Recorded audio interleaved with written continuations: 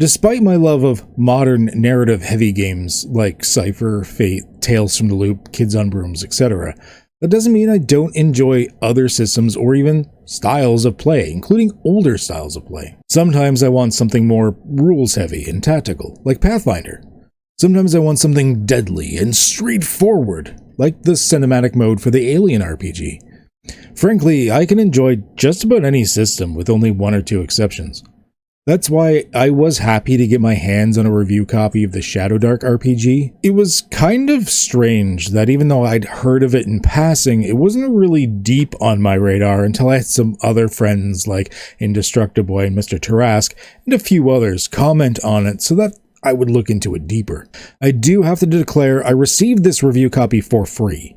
One more note I'm going to make before we get into this review. It's kind of a spoiler for the review, but I don't care. Despite loving the art style, at first glance the system didn't actually grab me. When I initially skimmed through the first area or two, my thoughts were, this actually kind of looks a little generic. It's all pretty standard fantasy stuff. I'm not sure how high of a score I'm going to give it. If you're having these same thoughts in the future, maybe if you see this book out in the wild or pick it up on a whim, don't put it back. Don't just skim a few bits and make this mistake of thinking this is just a generic fantasy game and then put it down. Although I do have a couple of critiques for the system, they are in the minority. There are aspects put in this book that are actually brilliant. Things I didn't even know I wanted in a system of this style until I read this book. So please give it a chance. First part is normally accessibility. How easy is it to get the rules physically, on digital platforms, in virtual tabletops, or in other languages, etc. Seeing as this is an early review before the project's even officially launched, it would be unfair to try and give this section a score. So as a result, this section will not count towards my final score that I give it. Keep that in mind. Alright, let's look at customization. Some RPGs, especially universal RPGs, are king at this, while more hyper-focused RPGs with a central theme, like Shadowdark, aren't usually the most customizable. That's where this book pleasantly surprised me. There are generators, options, all these dials and knobs, customizers, and more tables than you know what to do with to tailor Shadowdark to be the exact way you want to play it. Even things like monsters and magical items, which can have the standard stat blocks, also have generators for cobbling together custom variants that can be unique from session to session. It has tables and generators for building a vast fantasy world of your own design, some of which are so thorough and detailed that even if I'm playing a different fantasy RPG, this book is still a must-have in my library for generating the world we're playing in. The mechanics of character customization is on the simpler side, but I think that's to its benefit to go with the old school style of play, make things a bit quicker, and so that players are more worried about their actions in the already highly customized world rather than all the little fiddly mechanics of the character itself. Plus, you'll probably die a lot. So streamlined character creation does not hurt the customization of the game. Much to my surprise, I'm giving customization a 5 out of 5. I don't know if it's personal biases, but I was actually not expecting to give an RPG that's not a universal system such a high score in this category, but the game is really made to be tailored to your playstyle and how you want to generate the world. I think this does an amazing job of this to where, like I said, this book would be a must-have for customizing a fantasy world no matter what system I'm using.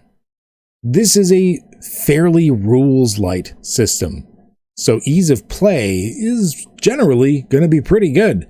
When compared to D&D, which unfortunately is the standard metric for new players in the hobby, it's a healthy mix of something similar to basic D&D concepts with the core foundation of the rules being reminiscent of a more modern D20 system. Character creation is extremely easy, with an option for the game to start at level 0, where you play a regular person that has to earn your skills as an adventurer. There's even a gauntlet mode, where each player makes multiple level 0 characters that go through a hyper-deadly dungeon, with the survivors being the only ones you actually play going forward. I think that sounds super fun. The majority of the game is played in a structured turn order, similar to most RPGs' combat mode, but throughout basically the entire game. This may be surprising to players coming from systems like D&D or Pathfinder that are kind of used to using that as more for specific encounters and not like the entire dungeon. But this is something you do see in plenty of other systems. I know my group enjoys doing this with the Alien RPG when cinematic mode, which works in sort of the same way. My only criticism is there are a few spots that could have been explained a little better for people newer to the hobby, like the bit about timekeeping and how it could be on a 1-to-1 ratio with real time in life, but then like a paragraph or two later tells you how it can change with your time management depending on what you're doing, and then later in the book it kind of flip-flops between those two aspects several other times, with only giving you the loosest of hints of when you should be doing this, mentioning light sources but not saying firmly one way or the other. For someone that's been around the block a few times, it's easy to know when you should hop in and out of this. Thus, the 1-to-1 realistic time as a tool to help you control the flow of the session for when you need it is a super handy and great theme for mechanics of the RPG.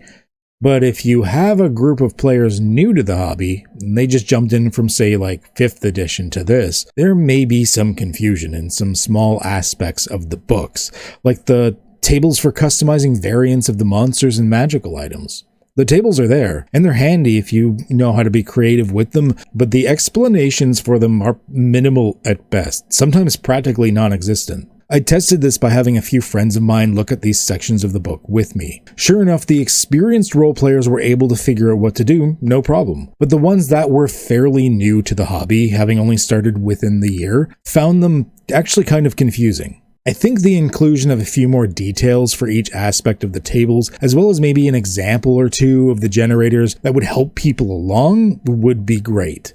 It feels like the target audience of this book are those that have been in the hobby already, which frankly is fair considering the old school aesthetics.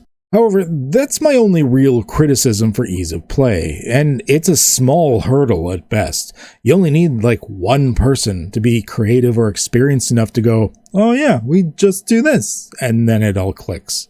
The rest of the system itself is smooth, like butter. Keeping things fairly simple means there aren't really conflicting interactions or issues with messing up rules. Also, including guidelines for play to suggest things like rulings over rules made me very, very happy. There are frankly so many good tidbits of advice and information in here about just being an RPG that it makes the game work easier because it gets everyone at the table on the same wavelength. So I'm going to give this a 4.5 out of 5. I'm not always a fan of half numbers, but my criticism in this category is such a small issue that it's really not worth taking off a full point, and the game is stupidly easy to get into and play otherwise. If it wasn't for those few small confusing areas that really only affect people that may be newer to the hobby, this would straight up be a 5 out of 5.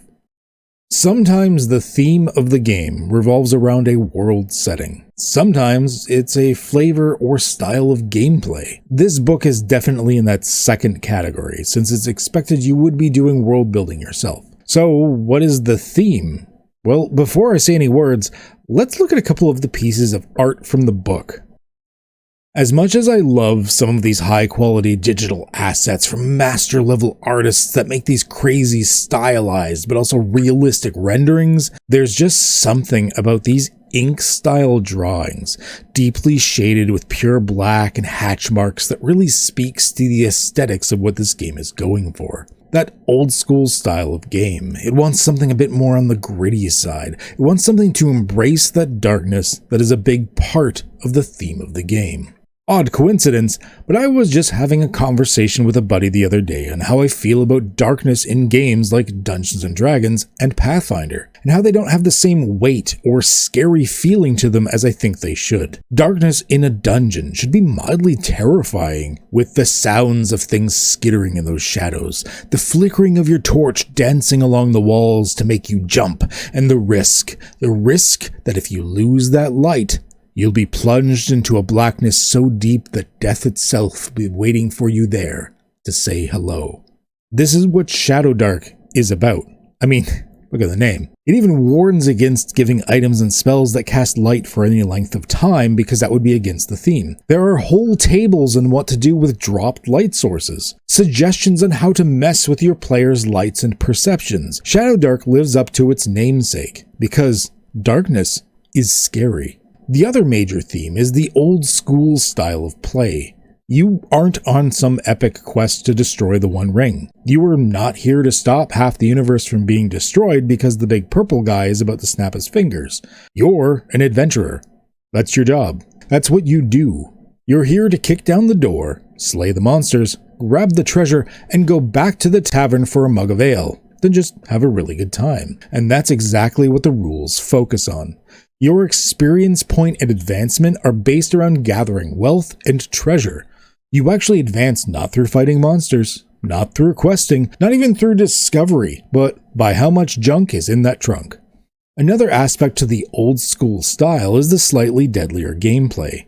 You have to think about what you're doing. If you're smart enough, plan ahead, and think a little paranoid, you'll probably be fine. But if you rush in thinking you can tank anything that comes your way, well, I hope you made a new character.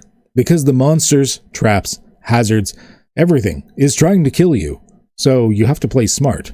Thus, I'm going to give this section a 5 out of 5.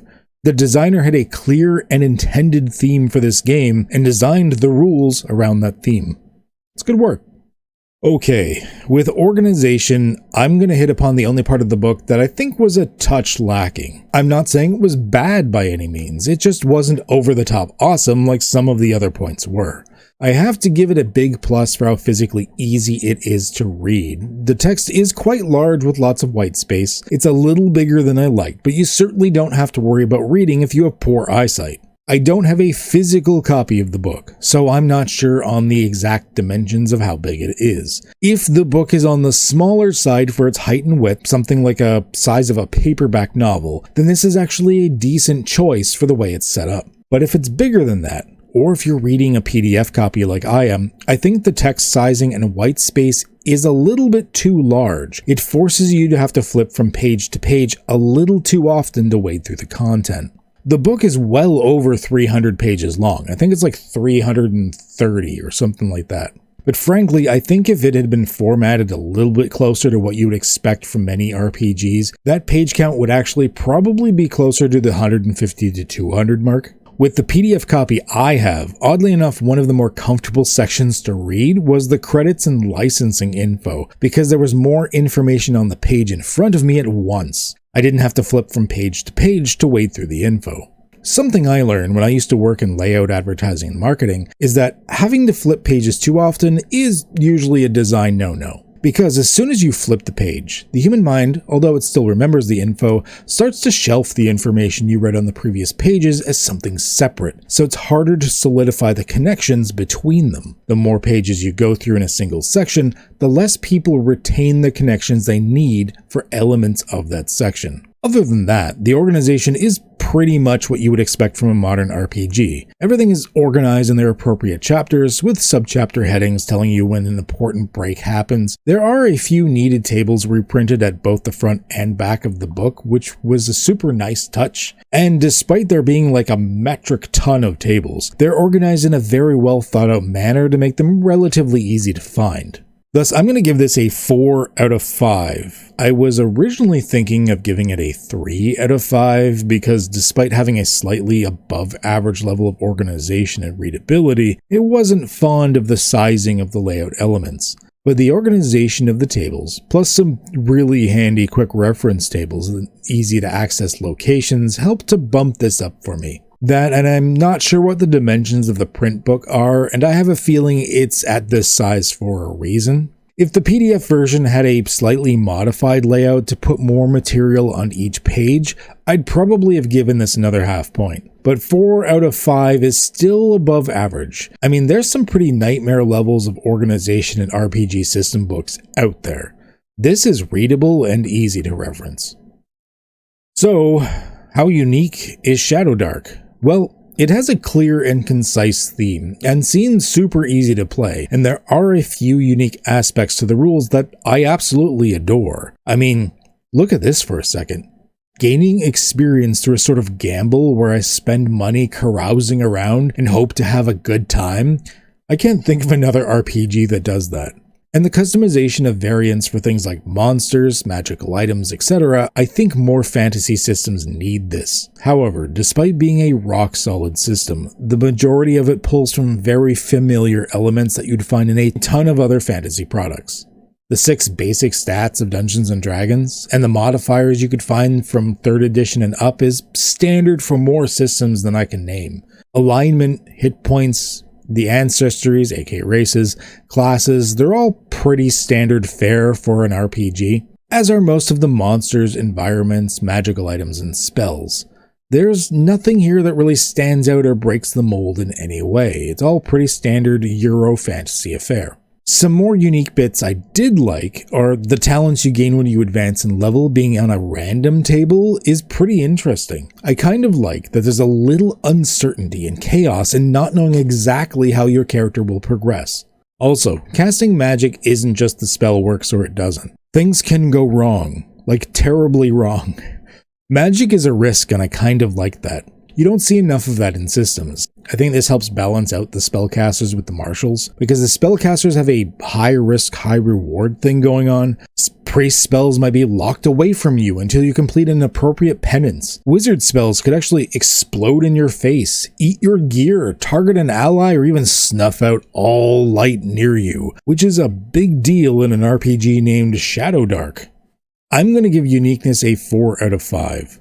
Although many of the core elements are pretty much stock RPG fantasy, the way quite a few of those elements are implemented have a bit of a special curve to them, or interesting mechanics built in that you wouldn't often see. It's not a mind-altering unique system by any means, but it's most definitely not a D&D copycat either. It's its own thing. In conclusion, I give this a whopping 4.5 out of 5. I'll be honest, I was not expecting to give it this high of a score. At first glance I thought, hey, I like the artwork, not sure about the layout. Well, the fantasy elements seem pretty standard. This will probably get an average score and we'll move on. Instead, I found a system with huge versatility, rock-solid rules, amazing art, innovative improvements that I didn't even realize I needed in my life till now, and so many useful tables and generators to make playing this game remarkably easy. Hell, the rules are so tight, with very little tweaking, you could probably run this solo, or as a group of all players with no GM. I wish I'd clued in on this sooner. As far as I'm concerned, if you're even remotely interested in this style of play, this is a must-have. So there we have it, Shadowdark. As of posting this video, the Kickstarter is still going strong, so check it out, link in the description below. And as always, stay healthy, stay safe, and have a good one, eh?